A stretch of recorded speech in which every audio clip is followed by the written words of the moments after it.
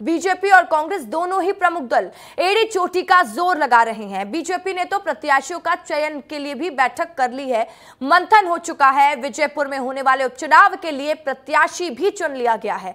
कांग्रेस ने भी समितियों का गठन कर दिया है। उपचुनाव को लेकर दोनों दलों की तैयारी पर देखिए स्पेशल रिपोर्ट।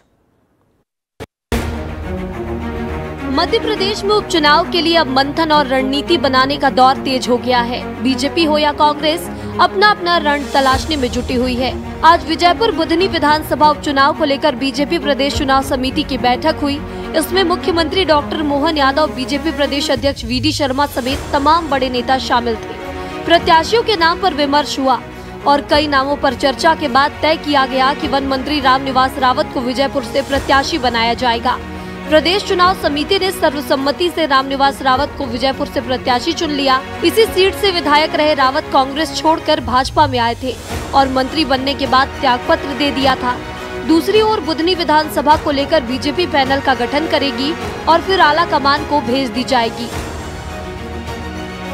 चुनाव समिति के अंदर मध्य प्रदेश के अंदर 2 होने वाले उपचुनाव, विजयपुर विधानसभा और हमारी बुधनी विधानसभा के 2 आगामी समय में उपचुनाव हैं। उन उपचुनावों के बारे में जो चर्चा करने की आवश्यकता थी, उन पर पूरी चुनाव समिति ने आज चर्चा की है। उन सुझावों के आधार पर पैनल बना करके केंद्रीय नेतृत्व को आज उसको भेज देंगे। इसलिए हमारी चुनाव समिति के सभी सम्मानित सदस्यों ने मिलकर के इस पर चर्चा की है। तो उधर कांग्रेस भी बीजेपी की हर चाल पर नजर गड़ाए बैठी है। कांग्रेस ने दोनों सीटों पर हो रहे चुनाव को लेकर समिति का गठन किया है। यह समिति योग्य प्रत्याशियों के नाम का चयन करने के लिए कांग्रेसी नेताओं से रायशुमारी करेगी और रिपोर्ट प्रदेश कांग्रेस कमेटी को भेजेगी। कांग्रेस का विजयपुर और बुधनी में 3 दिनों तक मंथन होगा। जीतू पटवारी और अरुण यादव दिग्गजों के किले भेदने रणनीति बनाएंगे। रामनिवास रावत के विजयपुर विधानसभा क्षेत्र में जीतू पटवारी 2 दिन तक रहकर कांग्रेस के लिए मजबूत उम्मीदवार को लेकर चर्चा करेंगे। तो वहीं केंद्रीय कृषि मंत्री शिवराज सिंह चौहान के गढ़ बुधनी में पूर्व केंद्रीय मंत्री अरुण यादव और सज्जन सिंह वर्मा कार्यकर्ताओं के साथ 2 दिनों तक बैठक करेंगे। लेकिन चुनाव संघर्ष है और दमदारी से संघर्ष करेंगे। मैं तो बुधनी विधानसभा के कांग्रेस के उन कार्यकर्ताओं को सैल्यूट करता हूँ। कितने तूफान आए, कितने झंझावत आए, कठिन समय आया, पर मजबूती के साथ बुधनी विधानसभा का कांग्रेस का कार्यकर्ता चट्टान की तरह आज भी अड़ा है और उसी के बलबूते पे हम विश्वास करते हैं कि इस बार आर पार की लड़ाई होगी। बता दें कि विधायकों के इस्तीफे से खाली हुई बुधनी और विजयपुर विधानसभा सीट पर चुनाव आयोग के उपचुनाव की घोषणा से पहले ही भाजपा ने प्रभारी और सह प्रभारियों की नियुक्ति की थी। यानी बीजेपी ने उपचुनाव की तैयारी बहुत पहले से शुरू कर दी थी। हालांकि कांग्रेस इसे नाकाफी बता रही है, दावा कर रही है कि जीत तो हमारी ही होगी। ब्यूरो रिपोर्ट, विस्तार न्यूज।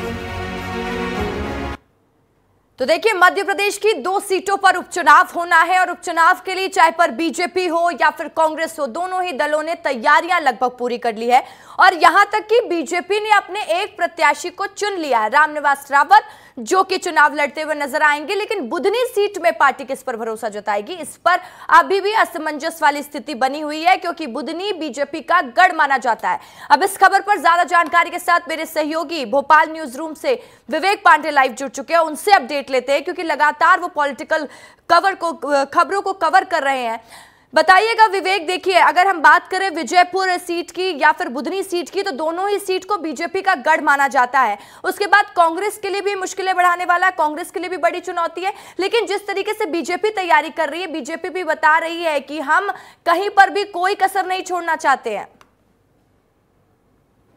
देखिए, मध्य प्रदेश में लोकसभा चुनाव के बाद अमरवाड़ा का विधानसभा चुनाव हुआ और अमरवाड़ा की विधानसभा में बीजेपी को बहुमत मिला और खासतौर पे कमलनाथ के गढ़ से बीजेपी को बहुमत मिला। अब पूर्व मुख्यमंत्री और मध्य प्रदेश में लंबे समय तक मुख्यमंत्री रहे शिवराज सिंह चौहान और मौजूदा समय में केंद्रीय कृषि मंत्री हैं, उनकी परंपरागत सीट रही है बुधनी। बुधनी से आखिर कौन उम्मीदवार होगा, ये फैसला हाईकमान के पास छोड़ दिया गया है। लेकिन अंदर खाने की खबर यह है कि शिवराज सिंह चौहान चाहते हैं कि उनकी विरासत कार्तिकेय सिंह चौहान संभाले। हालांकि पार्टी हाईकमान इस पर क्या असर लेगा, ये आने वाले दिनों की बात रहेगी। क्योंकि आज जब मध्य प्रदेश में बैठक हुई है तब विजयपुर का नाम सबसे पहले फाइनल हुआ है। विजयपुर से रामनिवास रावत ही प्रत्याशी होंगे और ये इसकी घोषणा उस समय हो गई थी जब बीजेपी में वो ज्वाइन हुए थे और रामनिवास रावत के खिलाफ बीजेपी के कई वहां के पूर्व विधायक थे, उन्हें भी पार्टी ने मना लिया है। अब जब बात हो रही है विजयपुर और बुधनी की, तो कांग्रेस के सामने सबसे बड़ी चुनौती कि यहां से प्रत्याशी कौन होगा। विजयपुर से लगातार चुनाव लड़ते आ रहे रामनिवास रावत, कांग्रेस ने वहां से कोई सेकंड लीडरशिप नहीं तैयार की, यानी कि कोई और उम्मीदवार वहां से उनके पास है नहीं। बुधनी से कई नाम है, लेकिन कांग्रेस को एक ऐसा नाम चाहिए जो स्थानीय लोग प्रेफर करें। लेकिन स्थानीय स्तर पर कौन से नेता का चयन होता है, ये कांग्रेस की कमेटियां आज और कल यानी कि 14 और 15 अक्टूबर तक तय करके हाईकमान के पास भेज देगी। और सबसे महत्वपूर्ण बात है कि ये दोनों ही सीट कांग्रेस से देखा जाए कि ये उपचुनाव वाली जो सीट है कितनी टफ फाइट होने वाली है, कि जैसे कि मैं पहले भी चर्चा कर रही थी, पहले भी इस बात की हम बात कर रहे थे कि वो दोनों ही सीट बीजेपी का गढ़ है। तो बीजेपी के लिए तो एक प्लान कहीं ना कहीं ये है, बीजेपी के लिए सेफ सीट हो जाती है। लेकिन कांग्रेस की क्या रणनीति होगी, कांग्रेस किस तरीके से इस चुनाव को देखेगी, क्योंकि विधानसभा और लोकसभा चुनाव हारने के बाद कांग्रेस को अपनी लाज भी बचानी है।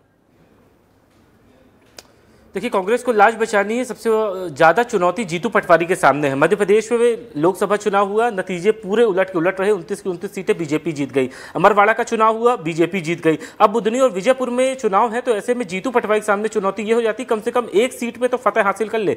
बुधनी बहुत ही टफ सीट मानी इसलिए जा रही है क्योंकि शिवराज सिंह चौहान वहां से लगातार चुनाव लड़ते आ रहे हैं। और पिछले दिनों जब मुख्यमंत्री मोहन यादव और केंद्रीय कृषि मंत्री शिवराज सिंह चौहान गए थे तो वहां पर करोड़ों रुपए की सौगात दी थी। ठीक इसी तरीके का पैटर्न बीजेपी ने विजयपुर में भी अपनाया। और सबसे एक दिलचस्प बात है कि आखिर कांग्रेस के सामने वो कौन कौन से प्रत्याशी होंगे जो उनके साथ नजर आएंगे। कांग्रेस के पास चुनौती यही है कि आखिर उनका प्रत्याशी कौन होगा। कई बड़े उम्मीदवारों ने चुनाव लड़ने से इंकार कर दिया है। केंद्रीय मंत्री रहे हैं अरुण यादव, वो चुनाव में मैदान में नहीं है। और ऐसे में कई सारे और भी जो प्रत्याशी हैं उन्होंने वॉक ओवर कर लिया है। अब इसीलिए कांग्रेस के सामने ये चुनौती है कि आखिर स्थानीय स्तर पर कौन सा ऐसा नेता हो जिनको लेकर कांग्रेस भरोसेमंद हो, कम से कम एक सीट तो जीत पाए। विजयपुर में चुनौती ये है कि वहां पे एससी सीट है और सबसे बड़ी बात है करीब 17 से 18 हजार रावत वोटर है। कांग्रेस के सामने ये चुनौती है कि जब 2023 में इलेक्शन हुए थे तब वहां पे एक निर्दलीय उम्मीदवार खड़ा हुआ था और उसने करीब मेरे ख्याल से 28 से 30% वहां पे वोट अचीव किया था। कांग्रेस विजयपुर से उसे उम्मीदवार बनाने की कोशिश कर रही है, हालांकि वो अभी पार्टी में ज्वाइन नहीं हुए। लेकिन बिल्कुल विवेक, अब देखिए कांग्रेस की क्या प्लानिंग होती है। बीजेपी की आधी प्लानिंग हो भी चुकी है, अब किसके सर पर ताज सजता है और किसको हार का स्वाद चखना पड़ेगा ये तो परिणाम आने के बाद पता चलेगा। तमाम जानकारी के लिए शुक्रिया आपका।